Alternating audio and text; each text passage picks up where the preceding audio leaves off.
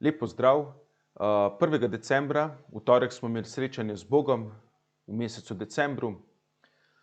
Ker smo imeli tehnične težave, smo se odločili, da bomo katehezo še enkrat posneli, predvsem ta vsebinski del, prav zaradi tega, da bi tisti, ki želite, lahko še enkrat prisluhnili katehezi in potem tudi imeli nekaj od tega, ker se je v torek zelo slabo slišalo.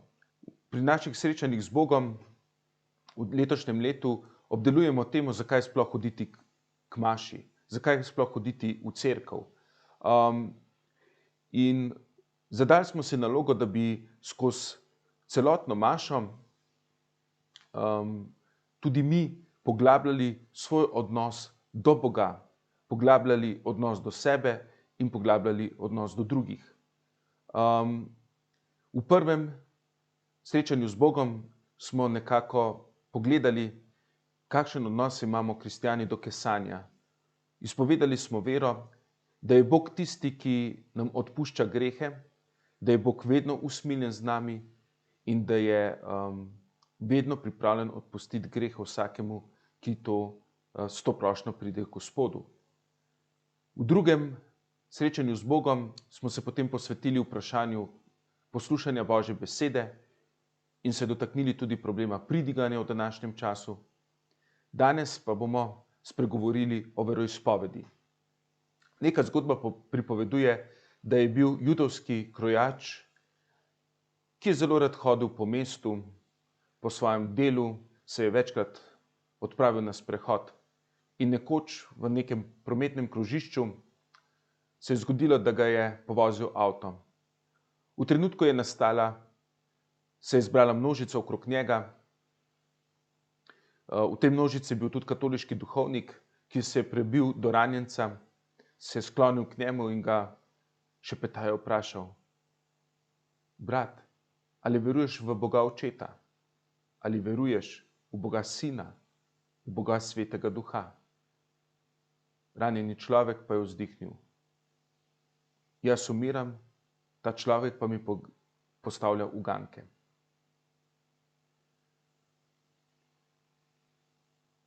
Ko pri maši vstanemo, zato da bi izpovedali veroizpoved,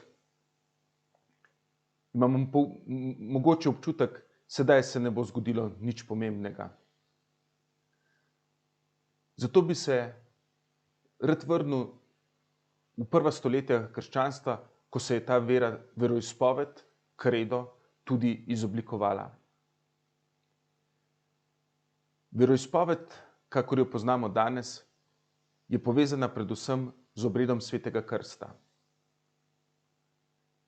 Prvi kristjani so krst imenovali, vsaj Ciril Aleksandrijski ga je takole označil kot krst vznemirjanja. Katehumeni so se več mesecev, nekateri celo več let pripravljali na krst. In na velikonočno vigilijo, soboto zvečer, na velikonočni praznik, so se prvič zbrali v cerkvi, kjer so slovesno in pogumno izpovedali veroizpoved in potem so jih gole v bazenu potopili in krstili v imenu Očeta in Sina in Svetega Duha. Velik pogum je zahteval ta korak, zaradi tega, ker mnogi, ki so izpovedali vero v Boga Očeta, Sina in Svetega Duha in prejeli sveti krst, so bili že v naslednjih mesecih, tednih, dnevih, letih mučenci. Danes se mi postavlja vprašanje, da kljub temu, da živimo danes v zahodnem svetu, kjer ni preganjanja kristjanov na tak način, kot je bil v prvih stoletjih, zakaj se danes mogoče bojimo izpovedati vero v javnosti? O tem bom tudi na začetku razmišljal. Ko sem bral izpovedi svetega Avguština, je v njem opisan krst svetega Atanazija. Ko se je sveti Avguštin pripravljal na sveti krst, so mu so postavili svetega Atanazija njemu za zgled. Bil je zelo študiran človek, govornik, filozof. In tudi on, kljub temu, da ga je bilo kar malo sram go vstopati v bazen, v krstilnik, kjer je bil krščen, je to svojo vero glasno in ponosno izpovedal. In prav ti modreci so bili tudi velika spodbuda svetemu Avguštinu, da se je tudi on odločil in prejel sveti krst. Za svetega Atanazija bi rekel, da je bil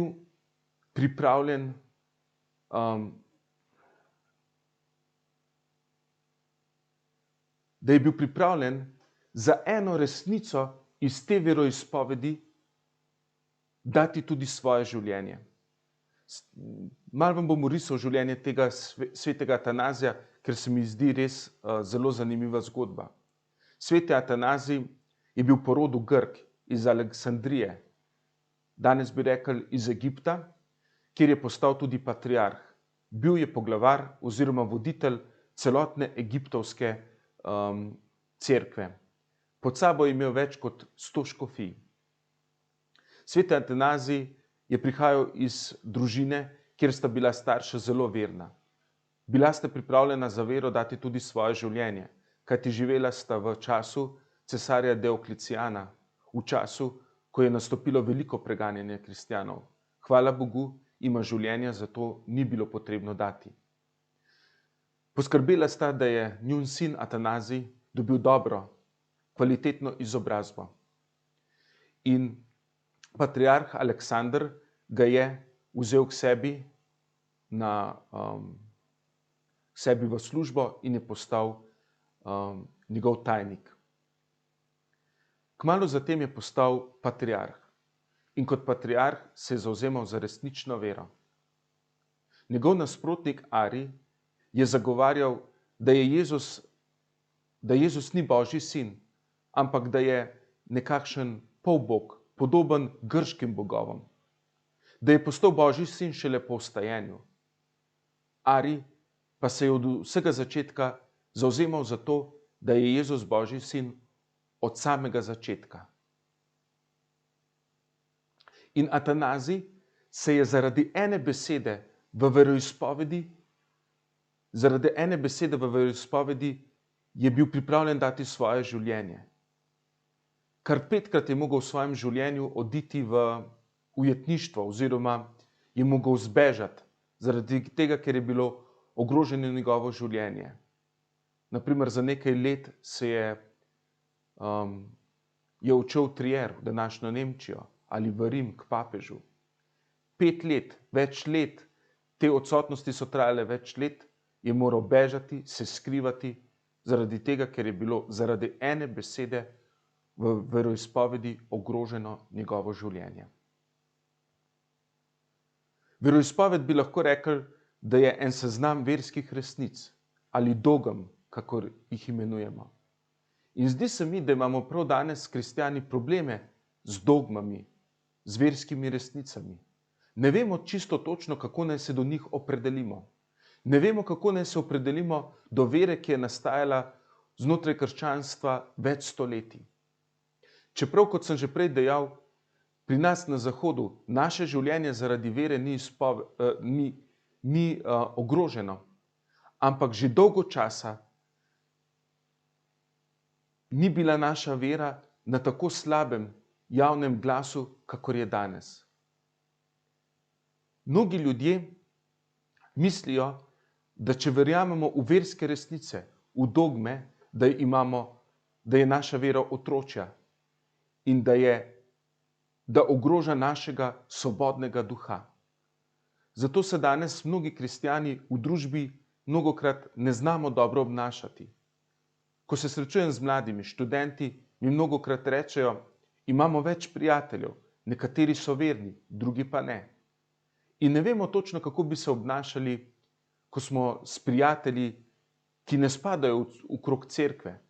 Ko gremo z njimi na kosilo, ne vemo, ali se pokrižamo, ne vemo, kako naj izrazimo svoja prepričanja, svojo veroizpoved. In prav zaradi tega bi danes rad spregovoril o dogmah. Chesterton, veliki duhovni pisatelj, je dejal: tudi danes živimo v času, kjer je polno dogem, znotraj cerkve in tudi zunaj cerkve. In obstajata samo dve vrsti ljudi. So ljudje, ki dogme zavestno sprejemajo in jih tudi upoštevajo, in so ljudje, ki priznavajo dogme nezavedno, podzavestno. Mi, kristjani, se zavedamo, da imamo nekatere dogme, verske resnice, ki pa, tako pojmujemo, če jih pravilno pojmujemo, ne kratijo našega svobodnega duha, ne kratijo naše ustvarjalnosti, ne kratijo zaradi tega, kljub temu, da verjamemo v dogme verske resnice, lahko svobodno in ustvarjalno razmišljamo. Kdor ima pravilen odnos do dogem in verskih resnic, mu prav te pomagajo kot nekakšen izziv, da naša vera ne postane preveč preprosta. Kajti dogme so največkrat nastale prav kot odgovor krivovercem, ki so hoteli vero poenostaviti, ki so hoteli vero narediti človeku popolnoma razumljivo. In prav verske resnice in dogme so nam izziv v tem, da naša vera ne postane preveč preprosta, preveč zbanalizirana. Leta 2006 so posneli film, in takrat smo si ga mnogi ogledali, film z naslovom Da Vinčijeva šifra, ki je nastala na podlagi knjižne uspešnice. Ob tem filmu sem videl, kakšno nezaupanje je v družbi do cerkve kot institucije. Vse, kar je cerkev uradno učila, nekako uživa nekakšen dvom. Danes pa bi lahko rekel, da doživljam nekaj podobnega na področju vseh institucij, ne samo cerkve, tudi države, politike, gospodarstva, zdravstva, sodstva. To nezaupanje, ki sem ga pred nekaj desetletji čutil predvsem do cerkve, je danes usmerjeno do vseh institucij. In tudi zaradi tega se mi zdi, da je zelo dobro, da zavzamemo en odnos do dogem, do verskih resnic.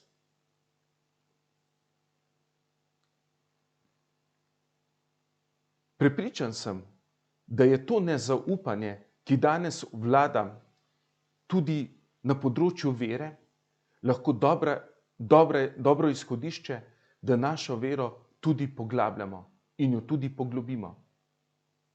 Glejte, ko berem Janezov evangelij, kdo je tisti, ki je prvi izpovedal vero v stalega Gospoda? Prva, ki je izpovedala vero v stalega Gospoda, je Marija Magdalena. Polna dvomov, polna vprašanj, je iskala Kristusa na vrtu, ker njegovega trupla ni našla v grobu. Ni odhitela domov, kakor Peter in Janez, ampak polna dvomov iskala Kristusa. In približa se ji človek. Mislila je, da je vrtnar. In reče: kje je? Kam si ga položil? Marija Magdalena ne prepozna Jezusa. Ko pa jo nagovori in izreče njeno ime, Marija, se ozre in vidi ostalega Gospoda. In ona je prva, ki je spoznala Gospoda, prav zaradi tega, ker je v njej odmevalo polno vprašanj, polno iskanja. Drugi, ki je spovedal vero v Jezusa Kristusa na zelo konkreten način, je bil sveti Tomaž. Ko se je Jezus, ostali Jezus prikazal učencem, Tomaža ni bilo z njimi. ko se je vrnil v skupnost kristjanov, so mu hitro začeli pripovedovati: Tomaž, srečali smo Jezusa, prikazal se nam je. In Tomaž reče: dokler ne položim svojega prsta v njegove rane, nikakor ne bom veroval. In čez en teden so bili učenci zopet zbrani skupaj in Tomaž z njimi. In takrat se zopet prikaže Jezus in reče: Tomaž, položi svoj prst v moje rane in ne bodi neveren, ampak veren. In takrat Tomaž pade na kolena in izpove vero: moj Gospod in moj Bog. Zelo sem vesel, kadar pride k meni kdo od ljudi, tudi od mladih, in reče: imam dvome o veri. In rečem: to je super izhodišče za tvoje iskanje. Naj samo ti dvomi, s katerimi se srečuješ, ne postanejo izgovor, da ne bi vere poglabljal, Boga iskal naprej. Kajti večkrat se zgodi, da nam dvomi tudi vzamejo nek zagon, neko ljubezen do iskanja. Dvom sam po sebi in kritično razmišljanje pa je v veri še kako dobrodošlo. In prav zaradi tega se mi zdi, da je tudi ta situacija, v kateri živimo, dobro izhodišče za iskanje vere, zato, da prečistimo podobo, ki jo imamo v Bogu. Škoda je, da mnogokrat kot cerkev, kot skupnost kristjanov, nimamo dovolj energije in dovolj ustvarjalnosti, da bi temu iščočemu človeku pokazali Boga. Pokazali na Kristusa, na Boga, ki se je razodel in biva med nami. V tem drugem delu pa želim spregovoriti o tem, kaj imamo mi kot kristjani, če izpovemo našo vero v trojedinega Boga. Kaj imamo od tega, če izpovemo vero v Boga Očeta, v Boga Sina in Boga Svetega Duha? Zame osebno je vera prijateljevanje z Bogom. Vera se začne takrat, ko zaslišim oziroma nekako spoznam povabilo: Gospod me išče, hoče vzpostaviti z mano osebni odnos. In imamo v Svetem pismu opisano celo množico ljudi, ki so odgovorili na ta božji klic, na to božje iskanje človeka. Tukaj sem. Med njimi zagotovo najbolj znan primer, ko Marija odgovori: tukaj sem, zgodi se mi po tvoji besedi. Zame je vera prijateljevanje z Bogom. Ni dovolj, da izpovemo vero v to, da se je Jezus rodil, da je umrl in vstal od mrtvih. V to verujejo celo hudič in njegovi angeli. Ni dovolj, da izpovemo verske resnice. Te poznajo tudi Satan. Te pozna tudi Satan. Saj se spomnite, kako dobro pozna Satan Sveto pismo. Ko je skušal Jezusa, mu je nenehno citiral Sveto pismo. Zame je vera prijateljstvo z Bogom. Prijateljstvo pomeni, kdor ima prijatelja, pomeni, da se s prijateljem delita isti svet, isti pogled. Imata ponavadi iste prijatelje, isti hobi, se smejeta istim šalam in tako naprej. Nekako si delita isti svet. Prijatelja nista kakor zaljubljenca, ki bi gledala drug na drugega, ampak prijatelja sta tista, ki imata pogled usmerjen v isto smer. In to velja tudi za odnos z Bogom. Bog, če stopim v prijateljstvo z Bogom, začne spreminjati moj pogled. Začne spreminjati moj pogled na mene, na ljudi, na svet. Z Bogom delim ista čustva, iste misli, iste prijatelje. Kdor izpove vero v Boga Očeta, Sina in Svetega Duha, zaradi tega je njegov svet bogatejši, lepši, ustvarjalnejši. In sedaj bom se sprehodil samo to, kaj pomeni priznati Boga kot stvarnika. Veroizpoved je sestavljena iz mnogih členov. Danes se ne bomo sprehodili po vseh členov, dotaknil se bom samo kakšnega. Najprej se bom ustvaril pri členu verujem v enega Boga, stvarnika nebesa in zemlje, vseh vidnih in nevidnih stvari. Stvarjenje ni dogodek, ki se je zgodil na začetku, pred mogoče 37 milijardami leti. Stvarjenje je dar sedanjosti. Bog ustvarja ta trenutek. Del tega stvarstva sem tudi jaz. To, da me Bog ustvari, pomeni, da me lahko tudi ne bi bilo. Zato je stvarjenje dar. Vse civilizacije in vsa verstva temeljijo na dveh izkušnjah. Na izkušnji hvaležnosti za dar življenja in na izkušnji hvaležnosti za dar zemlje.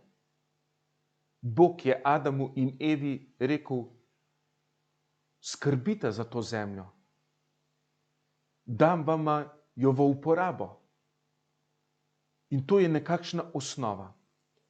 Zelo se mi zdi zanimivo, da je nek pridigar Ošida po imenu, ki je znan pridigar duhovnih vaj na vzhodu, večkrat škofom in duhovnikom, ko je začel duhovne vaje, naročil, naj odidejo na riževa polja in tam sadijo riž. Nekateri so se začeli pritoževati, da jih boli križ ali kolena, ampak je bil neizprosen. In je dejal, kmet, ki se muči od jutra do večera, ve, da riževo zrno ni odvisno od njegovega dela, ampak da mu je podarjeno od Boga. Zanj je nujno, da podari zrno riža Bogu, ki je neviden in daje vsemu rast. Zanj je nujno, da prizna Bogu, to pripada tebi. Redko kdaj je kmet ateist. Zaradi tega, ker ima izkušnjo v jeseni, ko pride po pridelek, da to ne pripada njemu, da je sicer skrbel, da je obdeloval zemljo, da je delal, garal, ampak vedo je in se zaveda, da je rast temu dajal nekdo drug, da to pripada Bogu. In ti ljudje, ki so povezani z zemljo, ta ljudstva, naprimer stara ljudstva, vedo, da zemlja ne pripada njim, ampak da pripada Bogu. Nekoč je misionar vprašal nekega staroselca v Južni Ameriki, kako imate vi urejeno zemljo? Ali je to privatna lastnina ali skupna lastnina? Staroselc ga je pogledal in vprašal, to je tako, kakor da bi te vprašal, čigava last je tvoja mati? Ateisti, kmetje so redko ateisti. In problem se je začel pri nas, naprimer sociologi v Franciji pravijo, da so v tem stoletju, ko so nastajale železnice, mnogi kmetje stopili na vlak. Iskat so šli službo v mesto. In ko so v Parizu, naprimer, stopili iz vlaka, niso nikoli več, čeprav so bili prej zelo pobožni, stopili v cerkev. Prav zaradi tega, ker so izgubili stik z zemljo in stik s pridelki. Za nas, ki živimo v mestih, je mnogokrat zelenjava, naprimer, ki je zavita v plastično vrečko, produkt, ne božji dar. In danes več kot polovica prebivalstva, to se je zgodilo prvič, živi v mestih. V mestih se sklepajo posli. V mestih ni prostora za naravo, ni prostora za zemljo. Vse, kar je v nas, je ustvaril človek in ne Bog.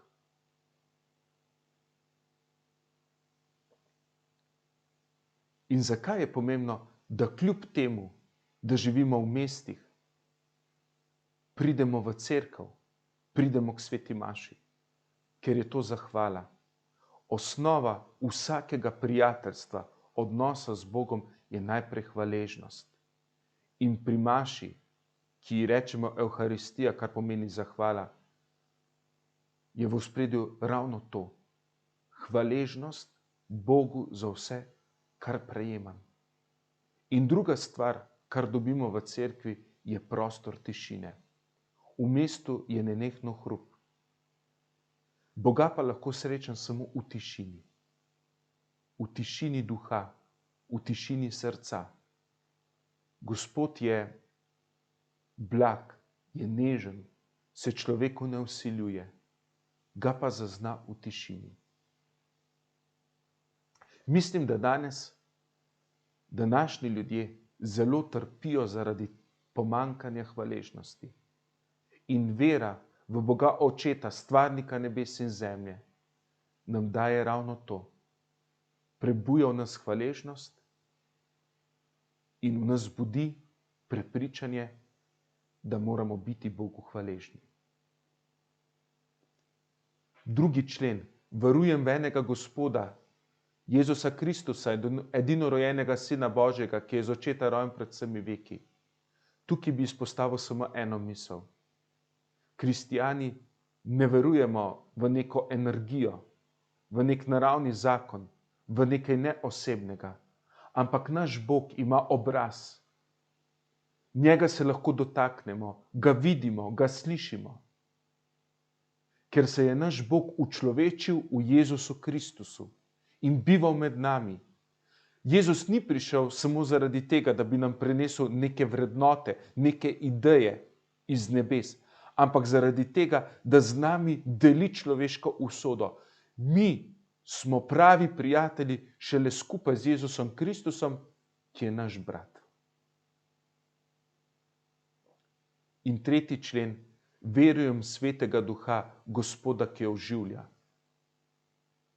Sveti duh je prijateljstvo, je vez med Bogom Očetom in Bogom Sinom. Nekoč je en otrok poslal kartico, razglednico svojemu očetu in tam napisal: Ati, jaz te ljubim bolj kakor Bog. In Bog ni ljubosumen na tega dečka, ker ve, da ljubezen, s katero ta deček ljubi svojega očeta, izhaja od njega. Kdor veruje v svetega duha, v sebi najde vir prijateljstva in ljubezni, ki je zmožna iti preko meja, preko človeka samega. In to je dar, ko izpovemo vero v svetega duha. Sveti duh je tisti, ki oživlja. Tukaj bi rad povedal, da včasih kristijani mislimo, da imamo v posesti svetega duha, pa ga nimamo. Vse, kar je živo, vsem je navzoč sveti duh. In povsod, kjer je ljubezen, lepa, dobra, pristna, zdrava ljubezen, tam je sveti duh. Sveti duh lahko deluje izven naših okvirov. Zato nikoli ne smemo biti ošabni in misliti, da imamo resnico v svoji posesti. Mnogokrat se sprašujemo, kakšen odnos naj imamo kristijani do ateistov, do drugače verujočih ljudi. Meni je pri tem zgled Jezus Kristus. Jezus se je pogovarjal z vsemi, Samarijanko, s katero ni delil enake vere, z rimskim stotnikom, ki je bil za njih pogan, in tudi z Judi. Z vsakim človekom je šel v dialog. In to je zgled tudi za nas kristjane. In mislim si, da je vsak pogovor tisti, ki od sogovornika zahteva odgovor nazaj. Kakšen je ta odgovor? Pa ni v naši pristojnosti. Vsak človek se lahko svobodno odloča, kako bo odgovoril tvojemu govoru. In sveti duh nas uči prav to, da ohranjamo dialog, da ohranjamo pogovor, da ohranjamo prijateljstvo z drugimi ljudmi. In kdor ima v sebi svetega duha, počasi ugaša v njemu tekmovalnost, cinizem in druge stvari, ki ljudi razdvajajo. Potem bi se pa dotaknil še kratko člena: verujem v eno sveto katoliško in apostolsko cerkev. Tukaj bi se dotaknil samo sveto cerkev, zaradi tega, ker se mi zdi, da imamo pri tem členu težave. Kako je lahko cerkev sveta? Kako lahko izpovedujemo vero v sveto cerkev, če pa je v njej toliko škandalov, toliko krutosti, pa tudi laži?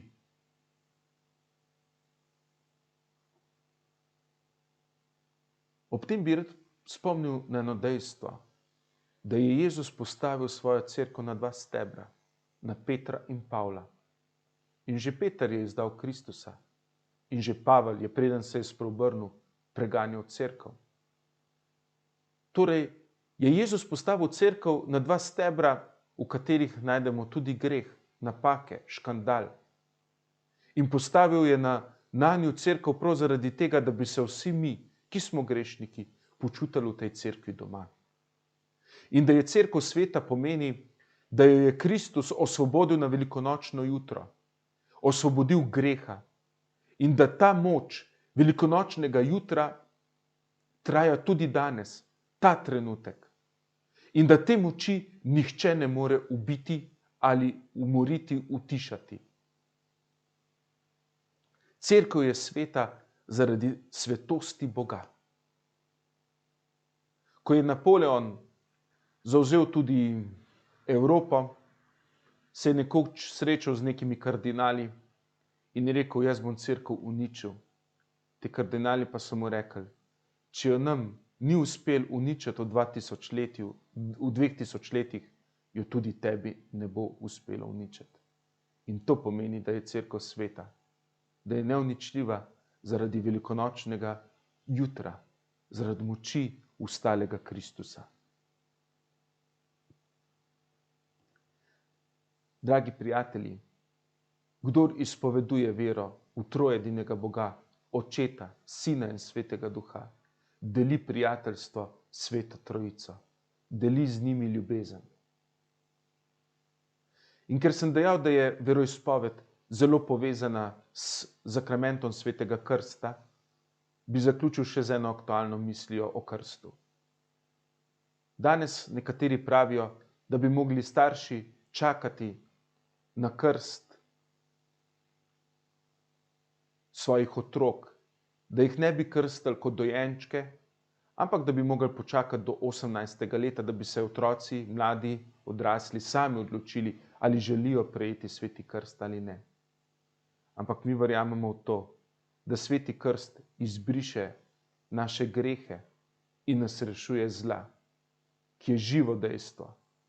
Bog oziroma hudi duh je živ in v otroku dela veliko škodo. Letos na vzhodniških tednih smo razmišljali o krstu in škof Turnšek je povedal naslednjo prispodobo, ki sem si jo zapomnil. Rekel: če starši verjamejo v to, da hudi duh dela škodo v otroku, ga bodo krstili. Kajti to je podobno temu, kot bi rekli, da če se otrok pokaka v plenice, počakajmo do 18. leta, da se bo sam preoblekel to plenico ali pa tudi ne. In če je ta drek hudi duh, zakaj ga ne bi otroka očistili, tako kot ga očistimo, ko mu zamenjamo plenico? Zakaj bi čakali to do 18. leta, če lahko to naredimo že mnogo prej? Očistimo otroke zla. Očistimo otroke te škode, ki v njih povzroča hudi duh. Po vsem tem pregledu mislim, da sedaj veliko bolj lahko razumemo, da ko ostanemo pri veroizpovedi, da zopet izpovemo vero v enega Boga. Prav s tem dejanjem postajamo ljudje vere, upanja in ljubezni. Želim vam vse dobro in blagoslovljen adventni čas.